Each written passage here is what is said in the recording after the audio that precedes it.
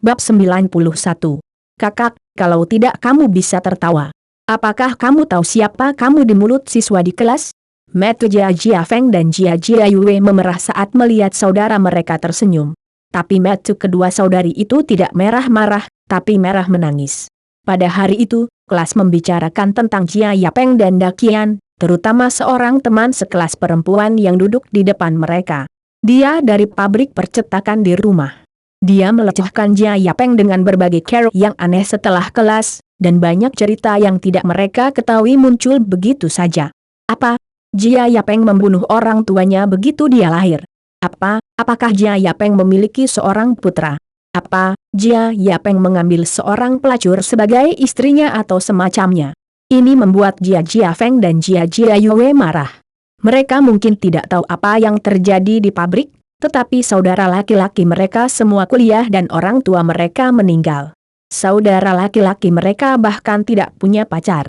Di mana putra dan istri mereka? Mereka sangat marah sehingga mereka bertengkar dengan wanita itu. Akibatnya, lubang otak wanita itu terbuka lebar.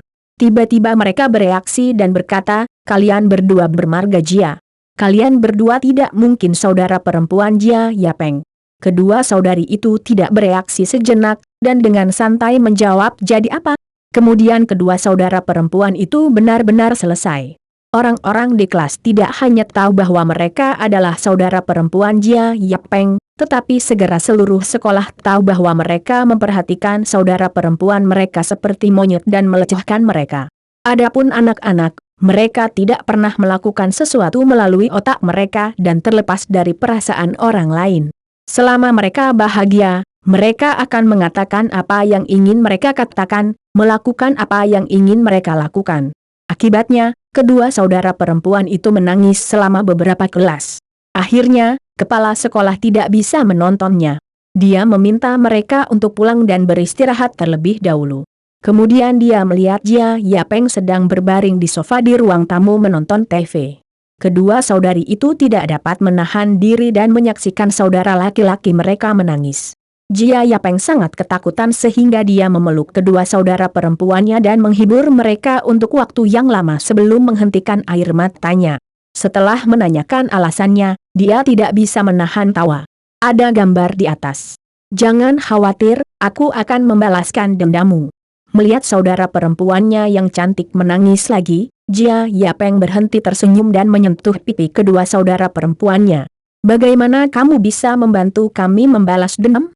Para saudari tertegun sejenak, dan kemudian berkata, "Saudara, jangan minta orang di luar datang ke sekolah kita untuk mencari barang.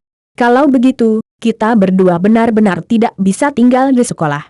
Jangan khawatir, bagaimana bisa kakakmu melakukan hal yang hambar?" Jia Yapeng tertawa. "Saudaraku tidak memukul orang atau mengumpat. Dalam beberapa hari, orang yang memarahimu akan mengambil inisiatif untuk meminta maaf kepadamu. Betulkah?" Para suster berkedip ke arah Jia Yapeng. "Jika itu palsu, saudaraku akan memberikan apa yang kamu inginkan." Jia Yapeng berkata dengan ceroboh. "Kalau begitu kami menginginkan adik ipar, dan kamu memberikannya kepada kami?" Mata Jia Jiafeng berbinar. "Yah. Bukannya kakakku tidak ingin mencarikanmu adik ipar, tapi sulit menemukan seseorang yang cocok untuk menjadi adik iparmu." Jia Yapeng menangis. "Apa yang sulit ditemukan? Sekretaris ZHU, kecantikan ZHU, bukankah ipar kakaknya?" kata Jia Jiayue sambil tersenyum. "Tidak. Wanita itu tidak mungkin adik ipar kita." Tanpa diduga, Jia Jiafeng sangat keberatan, yang mengejutkan Jia Yapeng. Apakah ZHU Kius Hui menyinggung Jia Jiafeng? "Mengapa?" Jia Yapeng bertanya dengan tergesa-gesa. "Karena wanita itu adalah seorang sekretaris. Kata orang sekretaris adalah madunya bos. Jika kamu ingin menikah dengan saudara laki-lakimu, kamu harus menikah dengan wanita baik yang sederhana, bersih, berkedudukan, berbakti dan menyayangi adik iparmu. Titik. Wanita seperti ini yang menjadi madu bagi orang lain bisa bermain dan tidak bisa mengambilnya kembali sebagai istri," kata Jia Jiafeng dengan ceroboh. "Apa maksudmu bermain? Ini yang harus dikatakan gadis kecilmu." Jia Yapeng memukul kepala adiknya. "Tunggu, seberapa aneh dia terdengar." Keesokan paginya, Para pekerja keluar untuk membuat keributan, sementara sekretaris tahunan kami duduk diam di kantornya dan merencanakan waktunya. Ketika para pemimpin pergi bekerja, dia muncul dan berpura-pura membujuk para pekerja. Sekretaris tahunan tiba-tiba menemukan bahwa para pekerja yang keluar di pagi hari telah kembali seperti air pasang saat ini. Sekretaris Wong, apa yang terjadi? Siapa yang membiarkan mereka kembali?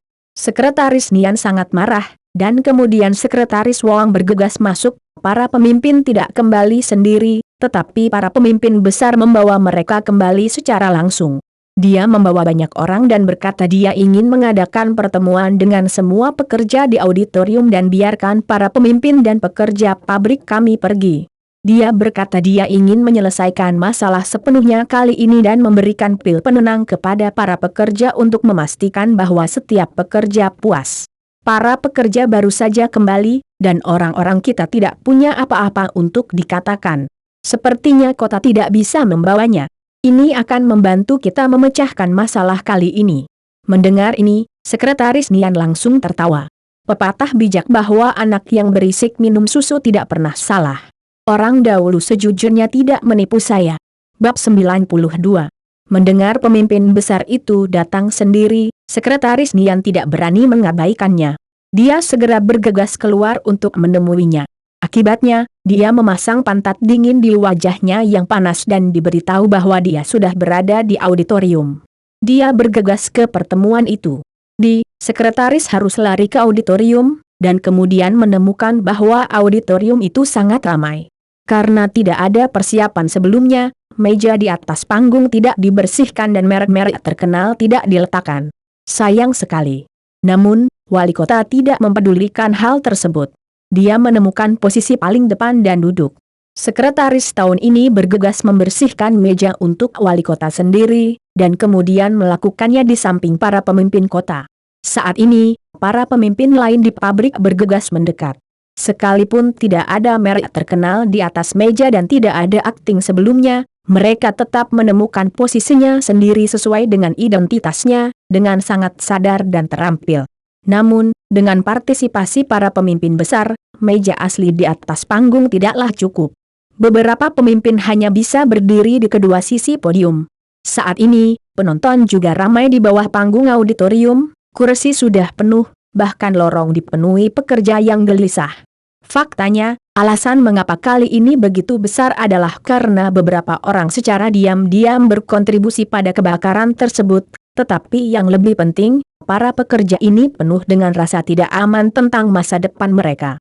Mereka sangat ingin mendapatkan kata-kata konklusif di atas, jadi ketika mereka mendengar bahwa para pemimpin kota datang ke pertemuan secara langsung, mereka semua bergegas satu demi satu.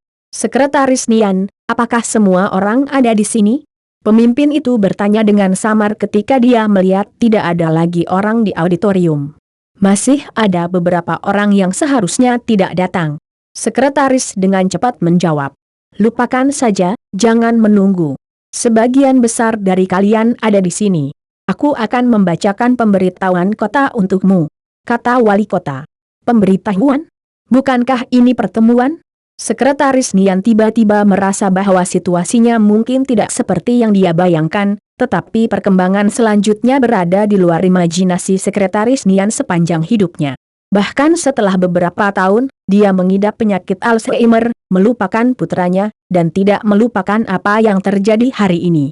Semua karyawan, atas nama XXX, di depan Anda, saya umumkan hasil penanganan tim pabrik percetakan milik negara Yuzhang. Pemimpin mengeluarkan sebuah dokumen dan mulai membacanya dengan frustrasi. Setiap kali mereka membaca sepatah kata pun, para pemimpin di belakang mereka tampak jelek, dan akhirnya benar-benar pucat pasi. Dokumen ini sangat panjang. Butuh waktu lebih dari 20 menit untuk membacanya. Mari kita katakan secara singkat di sini. Dengan kata lain, kelompok terkemuka kota untuk pabrik percetakan tidak dapat mengatasi situasi yang rumit dan tidak dapat menenangkan para pekerja secara efektif. Lebih penting lagi, ia telah memberantas kejahatan buruk pembajakan dan plagiarisme, yang telah menyebabkan kerugian besar ratusan juta aset milik negara. Oleh karena itu, semua anggota kelompok pimpinan pabrik percetakan diskors dan pulang untuk diperiksa. Selain itu, semua pemimpin di atas tingkat wakil pabrik harus diselidiki, dan sekretaris serta direktur pabrik langsung dipindahkan ke organ keamanan publik untuk menunggu hasil investigasi keamanan publik. Segera setelah pemberitahuan itu dibacakan, sekretaris tahun ini berbaring di kursi. Dia tidak pernah berpikir bahwa kota itu akan sangat menentukan sehingga dia akan mendapatkan hasil seperti itu. Tapi dia tidak mau. Dia harus berjuang. Bagaimanapun, dia akan ditangkap. Sekretaris sama sekali tidak keberatan. Dia tiba-tiba berdiri dan berkata, "Tidak apa-apa bagi saya untuk ditangkap. Saya bersedia menerima penyelidikan, tetapi kami ditangkap. Bagaimana dengan pabrik? Bagaimana dengan beberapa pekerja?" Ini adalah trik terakhir sekretaris, yaitu menarik semua pekerja sebagai bantalan dan mencari jalan keluar untuk diri mereka sendiri. Fakta telah membuktikan bahwa kalimat ini memang sangat efektif. Ketika saya mendengar apa yang dikatakan direktur pabrik, saya langsung berteriak. Pemimpin besar itu jelas sudah siap. Dia dengan tenang berkata, "Pengadilan telah memutuskan, dan pabrik harus memberi kompensasi sesuai dengan hasil persidangan pengadilan. Tapi kami tidak memiliki 100 juta yuan sama sekali. Anda menjual seluruh pasar kurang dari 50 juta yuan. Apa yang akan kami berikan kompensasi kepada Jia Peng? Apakah Anda memaksa kami untuk bangkrut?" Sekretaris Nian dengan marah memarahi. "Ini persis apa yang ingin saya katakan selanjutnya," kata pemimpin itu dengan ringan. Telah diputuskan bahwa pabrik percetakan tidak dapat memenuhi kebutuhan dalam beberapa tahun, dan setiap tahun membutuhkan banyak subsidi modal di kota. Karena rekening belum tersedia, industri percetakan memiliki keputusan akhir bahwa industri percetakan akan mengalami proses kebangkrutan. Kebangkrutan. Apa yang harus kita lakukan? Apakah keluarga kita pantas mati kelaparan? Kedua kata ini terdengar seperti sambaran petir di telinga semua pekerja. Mereka gila sesaat. Mereka berteriak dan menanyai satu demi satu, dan seluruh auditorium menjadi kacau. Dan pemandangan seperti itu, lihatlah wajah kepuasan sekretaris tahunan. Dia sudah mati, tetapi tidak ingin hidup bebas di kota. Dia ingin membuat masalah besar. Semua orang harus diam. Kota menjamin bahwa setiap orang dapat memiliki ketenangan pikiran untuk tahun baru. Pemimpin besar tidak tahu di mana harus mengeluarkan tanduk besar dan berteriak pada tanduk itu, yang segera menenangkan suasana. "Pabrik bangkrut? Bagaimana Anda membuat kami merasa nyaman untuk tahun baru?" Seorang karyawan bertanya dengan marah. "Karena pabrik bisa bangkrut, bisa dibeli atau ditata ulang. Selama ada yang mau membeli pabrik percetakan, apakah semua orang tidak bisa bekerja dan bekerja normal lagi?" kata pemimpin besar itu. "Akuisisi? Seseorang bersedia membeli kita." Para pekerja yang hadir tiba-tiba menunjukkan ekspresi bahagia di wajah mereka. Ketika sekretaris melihatnya, dia dengan cepat berteriak, "Jangan percaya ini. Kami berhutang lebih dari 100 juta kepada Jia Peng. Jika kami ingin membelinya, kami harus menanggung hutang lebih dari 100 juta. Orang bodoh mana yang akan menjadi bersedia membayar begitu banyak uang untuk membeli kami?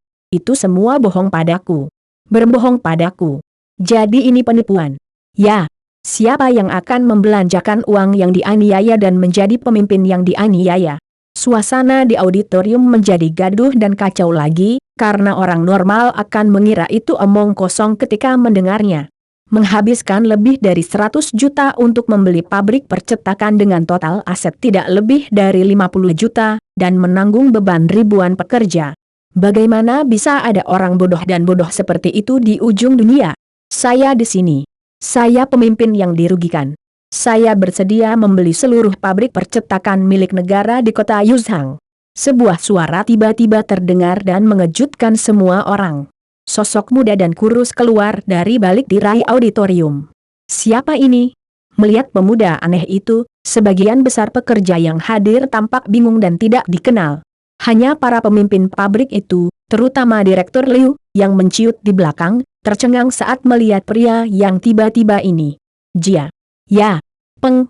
Direktur pabrik Liu, sekretaris Nian dan para pemimpin lain yang telah bertemu Jia Peng harus mengertakkan gigi pada orang ini dan membaca namanya. Ya, tidak ada orang lain yang datang untuk membeli pabrik percetakan milik negara Yuzhang, tetapi musuh dan kreditur Tianzi nomor satu mereka, Jia Yapeng. Bab 93.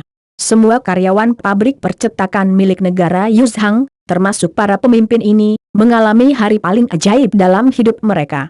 Pagi ini, mereka berkumpul di jalan membawa penentangan dan pemaparan, serta tanda dan spanduk mengutuk Jia Yapeng. Mereka sepertinya tidak akan pernah berhenti membunuh Jia Yapeng. Namun, sebelum waktu makan siang, Jia Yapeng menjadi bos baru dari pabrik percetakan dan menjadi bos langsung dari semuanya.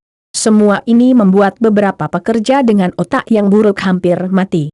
Padahal, sekretaris, dengan kalimat yang sangat sederhana, menjelaskan bahwa karena Anda tidak mampu membayar utangnya, Anda adalah orangnya Jia Yapeng.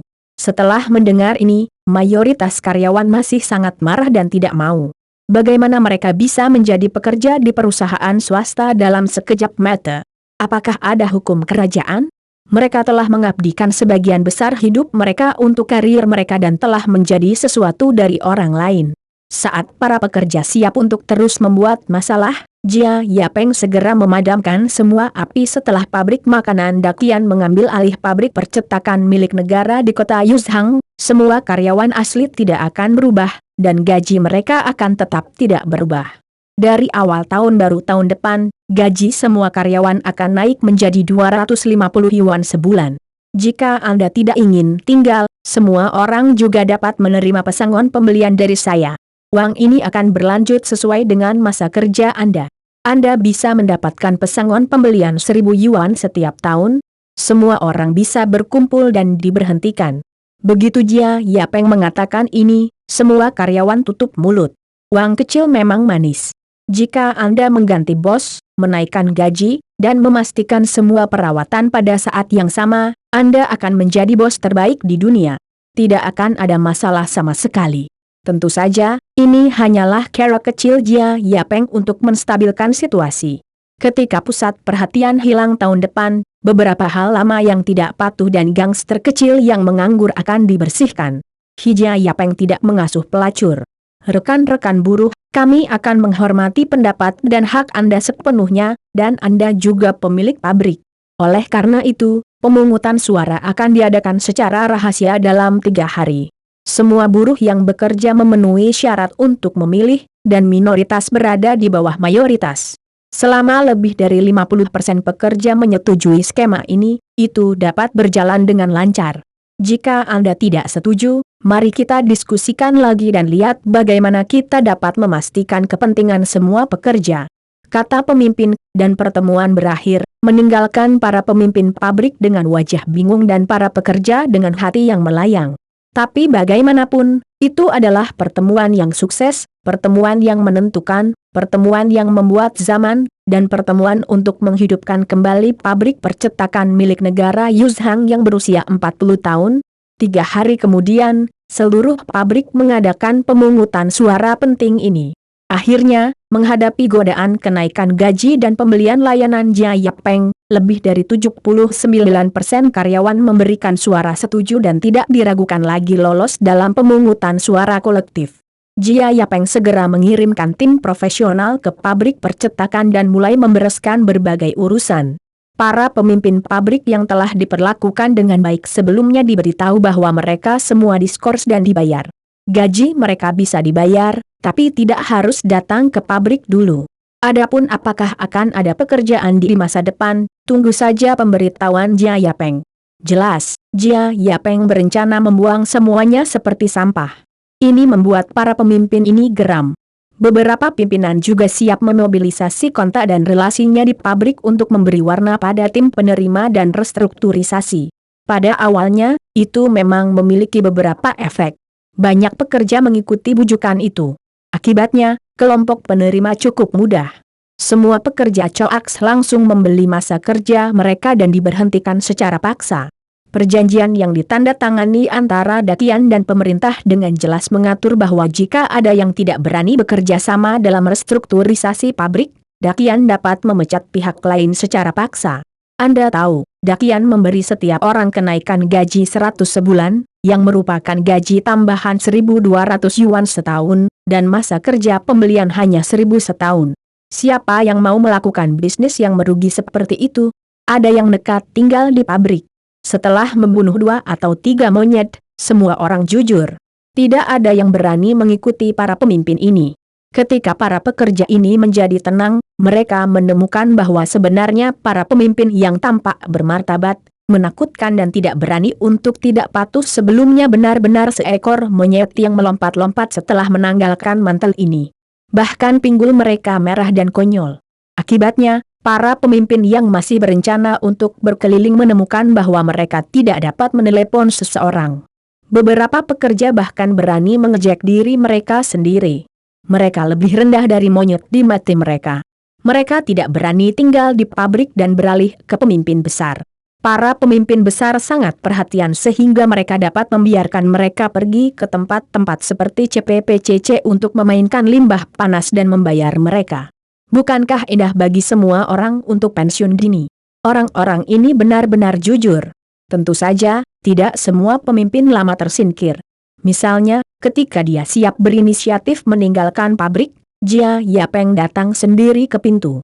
Keduanya berbicara selama 1 sore. Kepala bagian yang rajin berubah menjadi wakil direktur dan mulai memimpin pabrik untuk bekerja sama dengan tim restrukturisasi. Dia memiliki kepemimpinan yang nyata. Seperti kita ketahui bersama, kepala seksi memiliki reputasi, karakter dan kemampuan. Dia tidak punya apa-apa untuk dikatakan di pabrik, tetapi dia ditekan sampai mati karena dia terlalu bodoh, bekerja terlalu bodoh, dan IQ-nya terlalu rendah.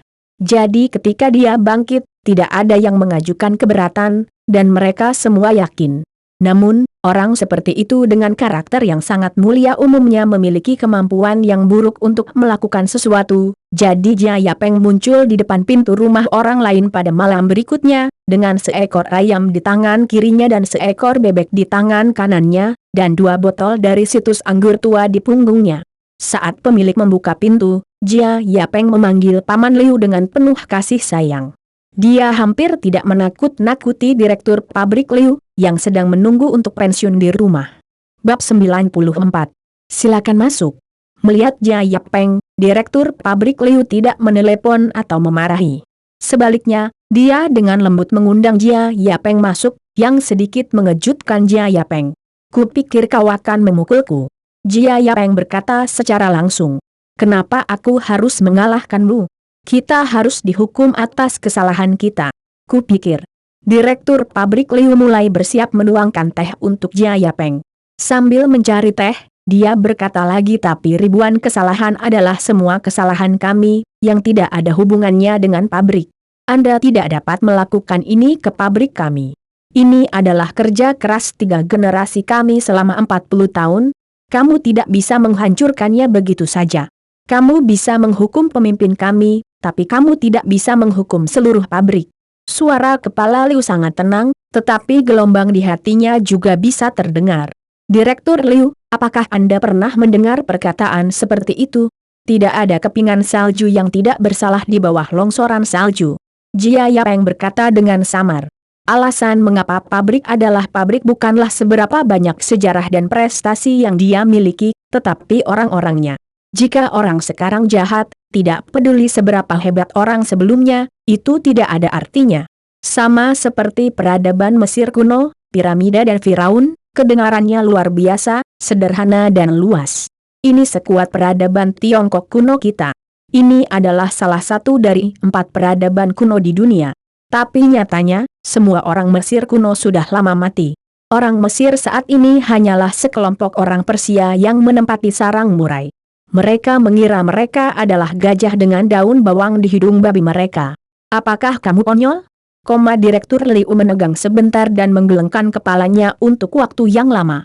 Hanya, kamu memiliki mulut yang kuat, gugatan yang kuat, dan jebakan yang lebih kuat. Aku bukan lawanmu. Aku tidak bisa mengatakan apa-apa tentangmu.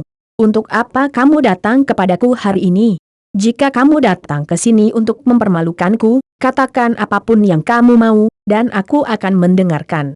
Direktur pabrik Liu mengambil teh dan duduk di hadapan Jia Yapeng dan mulai membuat teh pada waktu yang bersamaan. Yang harus dipermalukan adalah di pengadilan.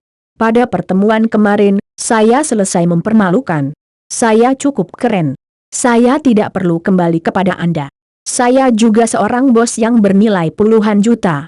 Bagaimana bisa ada begitu banyak pekerja menganggur untuk mempermalukan orang lain di mana-mana? Jia Yapeng tertawa. Saya di sini untuk mengundang Anda keluar dari gunung kali ini. Pabrik percetakan Dakian saya masih kekurangan direktur pabrik, jadi saya di sini untuk menyusahkan direktur pabrik Liu. Oh, Direktur Liu mengangguk dan masih menuangkan tehnya, tetapi tehnya sudah meluap dari cangkir, dan dia tidak berhenti. Apa yang sedang Anda bicarakan? Tiba-tiba, sutradara Liu mengangkat kepalanya dan menatap Jia Yapeng dengan bodohnya. Saya berbicara dengan kepala bagian Anda, dia. Meskipun dia memang berbakat, dia masih sedikit miskin hanya dalam pengembangan ilmiah dan teknologi serta pengembangan dan manajemen pabrik. Tidak apa-apa menjadi wakil direktur pabrik.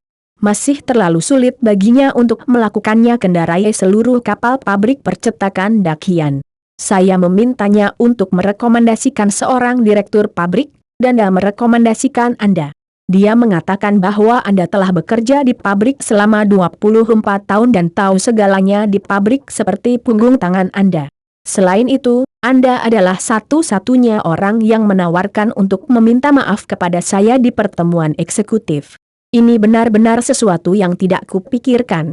Ketika aku datang kepadamu untuk pertikaian, aku melihat ekspresi garangmu dan mengira kamu adalah orang pertama yang mengadu dombaku. Tanpa diduga, kamu adalah yang paling sadar dari semuanya. Hanya orang-orang sepertimu yang bisa membantuku memimpin pabrik percetakan Dakian dan membiarkannya berolahraga dengan aman. Jangan khawatir, biarkan aku menjadi pabriknya. Direktur Liu tidak dapat menahan diri untuk bertanya, apakah kamu tidak takut aku membencimu, mengadumu, membahayakanmu? Kenapa kamu tidak khawatir? Tidak ada kebencian membunuh ayahmu antara kamu dan aku. Aku telah membantumu dipromosikan dan menjadi kaya. Mengapa kamu membenciku? Jia Yapeng tidak bisa menahan tawa. Sejujurnya, Anda adalah kandidat yang paling cocok. Anda memiliki prestise di antara para pekerja. Ketika Anda adalah direktur pabrik, para pekerja akan mempercayai Anda. Anda juga memiliki hubungan dengan para pemimpin dan bisa digunakan saat itu. Yang terpenting kamu pintar dan cakap. Posisi direktur pabrik harus ditempati oleh orang-orang seperti kamu. Mereka yang menjadi pejabat harus menjadi pejabat, dan mereka yang berbisnis harus berbisnis. Dalam posisi direktur pabrik, orang yang memiliki kemampuan harus duduk. Jia Yapeng tersenyum. Bagaimana jika aku tidak mau? Direktur pabrik Liu menatap Jia Yapeng. Tidak masalah jika saya tidak mau. Kemudian saya akan mengundang seorang manajer profesional untuk menjadi direktur pabrik. Baru-baru ini, banyak talenta yang kembali dari belajar di luar negeri. Mereka memperhatikan metode manajemen yang memaksimalkan keuntungan di luar negeri. Diperkirakan lebih dari setengahnya akan dibeli dari layanan mereka. Meskipun harganya mahal, mereka akan patuh dan mudah digunakan setelah transformasi. Kata Jia Peng. Cukup, biarkan kura-kura itu kembali kemanapun asalnya. Aku akan mengambil alih pabrik. Kata Direktur Liu dengan cepat. Apakah kamu sedang bercanda?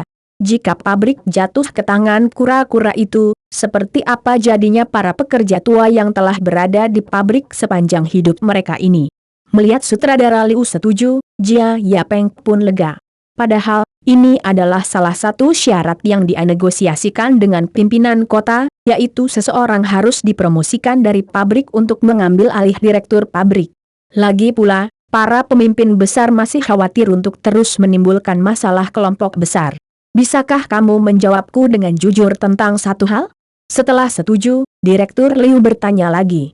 Mengatakan, bagaimana Anda membujuk para pemimpin besar untuk memberi Anda pabrik? Perusahaan swasta mengandalkan pertukaran utang ke ekuitas untuk mencaplok perusahaan milik negara. Sejauh yang saya tahu, ini adalah beberapa kasus pertama di negara ini. Direktur pabrik Liu bertanya dengan rasa ingin tahu. Terima kasih untuk sekretarismu. Jia Yapeng tidak bisa menahan tawa. Awalnya, dia tidak bertengkar dan tidak membuat keributan.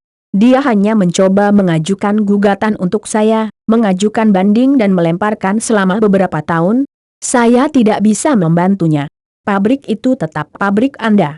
Saya tidak menyangka dia memilih cara yang paling bodoh dan meminta orang untuk membuat masalah dengan para pemimpin, yang membuat para pemimpin kesal dan takut.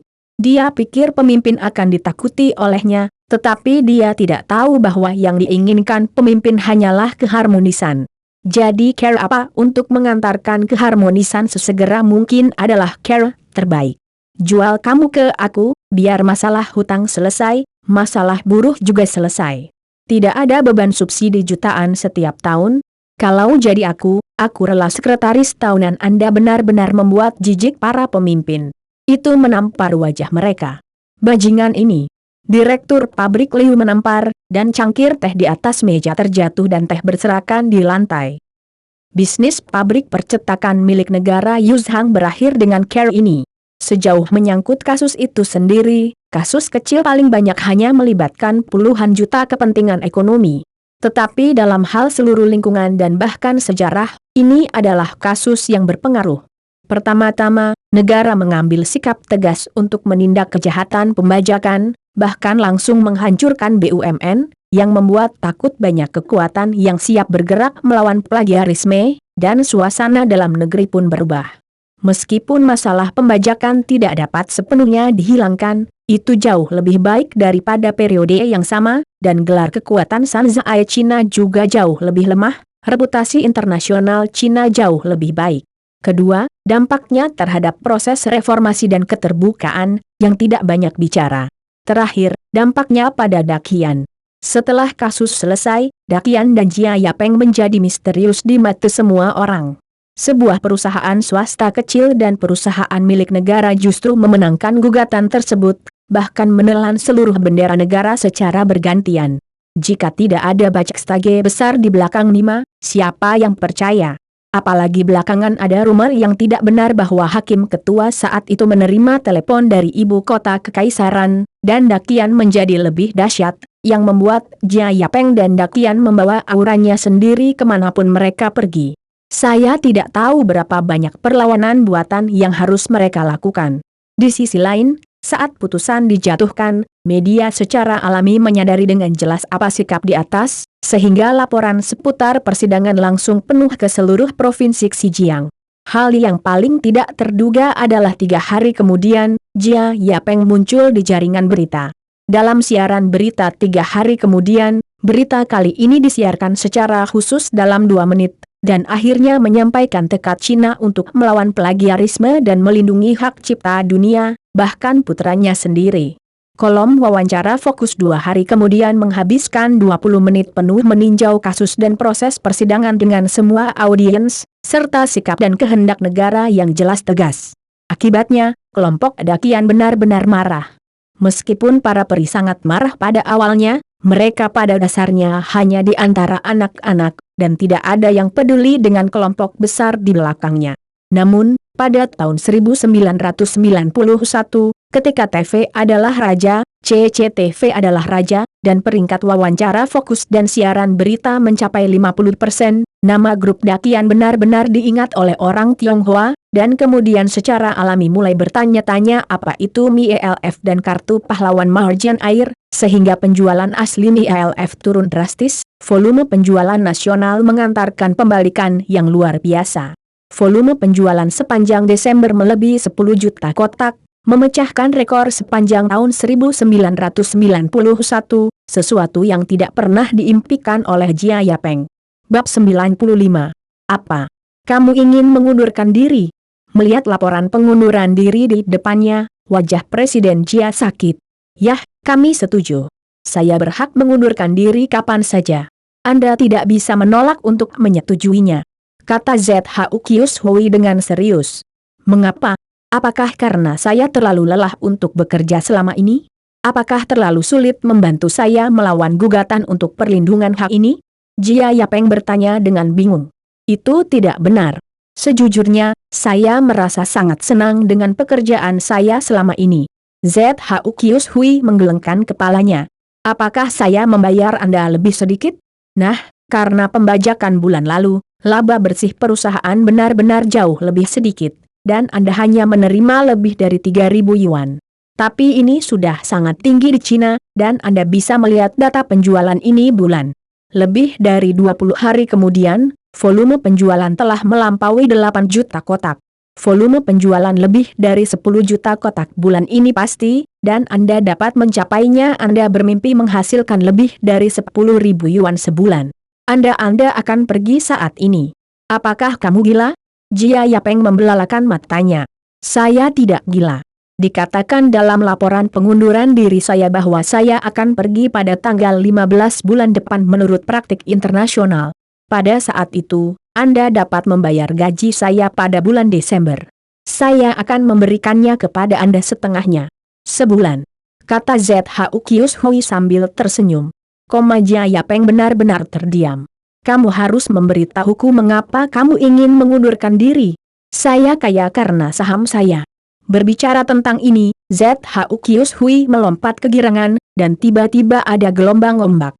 Presiden Jia, Anda tidak tahu, pasar saham bulan ini naik lebih dari 2 kali lipat, dan saham saya naik 3 kali lipat 1,2 juta sekarang menjadi 3,6 juta, dengan pendapatan bulanan 2,4 juta. Anda mengatakan bahwa dengan tingkat menghasilkan uang ini, saya akan tetap menjadi sekretaris, jadi saya memutuskan bahwa saya akan menjadi pedagang penuh waktu dan menghasilkan banyak uang. Chuan Jia, saya benar-benar minta maaf. Anda benar-benar tidak ada yang salah dengan saya. Namun, jika orang naik tinggi, Anda tidak akan menghentikan saya, bukan? Aku. Apalagi yang bisa dikatakan Jia Yapeng? Jika Anda berpenghasilan 2,4 juta sebulan, Anda akan bekerja untuk siapa? Betapa bahagianya Anda bekerja untuk diri sendiri. Jadi Jia Yapeng tahu bahwa dia tidak bisa menghentikan ZHU Kius Hui.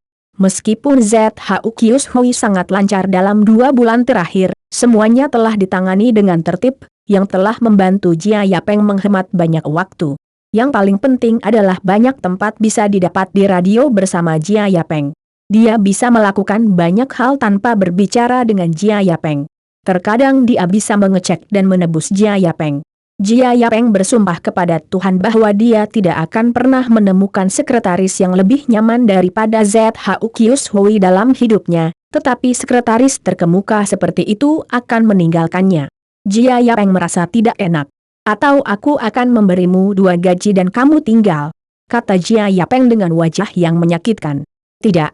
Uangmu untuk 20 sekretaris pasti jauh lebih nyaman daripada uangku, kata ZHU Kius Hui sambil tersenyum. Jia Yapeng harus menyerah.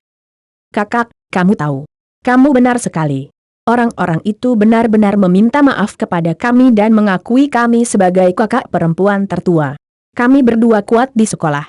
Sore hari, Jia Yue dan Jia Feng pulang dari sekolah, menggendong Jia Yapeng dari kiri ke kanan dan berkata dengan penuh semangat. Aduh. Jia Yapeng menanggapi. Bisakah orang-orang itu tidak meminta maaf kepada kedua adik perempuan mereka? Lagi pula, makanan, pakaian, dan pekerjaan orang tua mereka ada di tangan mereka sendiri. Kemarin, saya meluangkan waktu untuk mencari orang tua dari gadis yang menindas adik perempuan saya. Di depan mereka, saya meremehkan perundungan saudara perempuan saya, dan akhirnya mengatakan sesuatu, putrimu sepertinya duduk di depan saudara perempuanku. Jika saudara perempuanku tidak bahagia, aku tidak bahagia. Jika aku tidak bahagia, semua orang tidak bisa senang. Pasangan itu ketakutan. Sesampainya di rumah, mereka bermain ganda campuran melawan putri mereka. Ide preferensi anak laki-laki masih serius hari ini. Mereka benar-benar berjuang keras dan menangis sepanjang malam. Keesokan harinya, seluruh komunitas mengetahuinya. Semua orang tua yang satu sekolah dengan Jia Feng dan Jia Yue memberitahu anak-anak mereka dengan keras. Wajar jika status kedua kakak beradik di sekolah itu langsung berbeda. Saudaraku, kali ini kamu menggerakkan tangan dan kakimu ke belakang. Tiba-tiba, ekspresi dan nada kedua saudari itu berubah. Yah, ini saudaraku. Jia Yapeng mengangguk dan mengakui dengan sangat mudah. Kakakku menyapa orang tua mereka. Jika mereka berani membuat kedua adik perempuanku marah, anak mereka tidak akan bersekolah. Mereka tidak diterima di sekolah ini.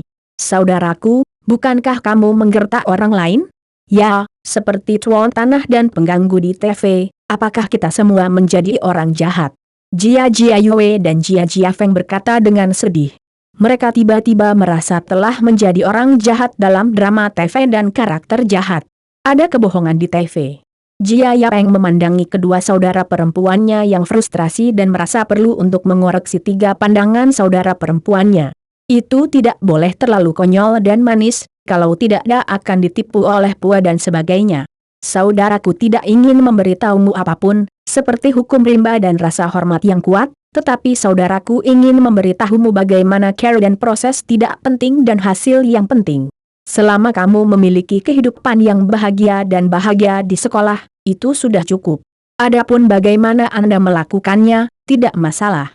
Dan saudara laki-laki saya tidak benar-benar melukai siapapun, hanya memberi mereka peringatan. Tidak ada yang benar-benar terluka. Mengapa tidak? Jia Yapeng tersenyum. Tapi itu karena kamu adalah saudara kami, tetapi kami adalah kami. Ini tidak dicapai dengan kemampuan kami sendiri. Jika kami adalah anak-anak orang biasa, kami tidak dapat melakukan apa-apa, jadi kami pikir lebih baik mengandalkan kekuatan kami sendiri, bukan? Kedua saudari itu bertanya dengan kepala dimiringkan. Ini adalah kata terbodoh di dunia. Jia Yapeng tertawa. Kalau begitu saya punya pertanyaan untuk ditanyakan kepada Anda. Jika ada cabang di depan Anda, salah satu ujungnya halus dan mulus, tetapi ujung lainnya penuh duri, bagian mana yang akan Anda pilih untuk dipegang? Tentu saja itu akhir yang mulus.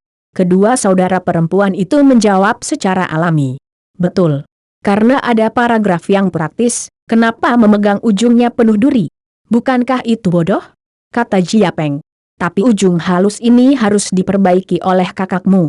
Ini masih kekuatanmu, bukan milik kita.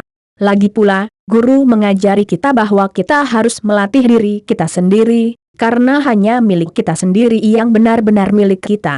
Kata kedua saudari itu dengan satu suara. Ya, Jia Yapeng tertegun. Kedua saudara perempuannya berpikir cepat. Mereka mengatakan mereka tidak tahu bagaimana berdebat untuk saat ini. Mereka bisa menjadi pendebat. Tapi itu tidak sulit bagi Jia Yapeng. Setelah berpikir beberapa detik, Jia Yapeng perlahan berkata, kalau begitu, kalian berdua tidak boleh memakai pakaian. Lepaskan pakaianmu. Kakak, apa yang ingin kamu lakukan?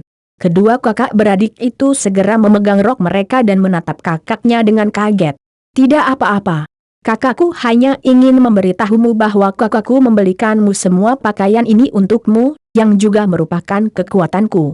Jika kamu tidak ingin mengandalkan kekuatanku, lepaskan pakaian yang kubeli untukmu, Jia Yapeng berkata sambil tersenyum. Mengganggu. Kakak jahat, bunuh kamu. Ketiga saudara laki-laki dan perempuan itu segera bertengkar bersama, dan semua prinsip kehidupan benar-benar dikesampingkan. Ketiga orang itu tidak tahu sudah berapa lama mereka bertengkar, sehingga tiba-tiba ada berita di TV yang sedang menyala. Halo, teman-teman hadirin. Ini berita penting. Pada pukul 17 waktu Kekaisaran pada tanggal 25 Desember 1991, pemimpin Soviet Gorbachev berbicara kepada dunia di Kremlin, mengundurkan diri dari jabatan kepemimpinannya dan Uni Soviet bubar.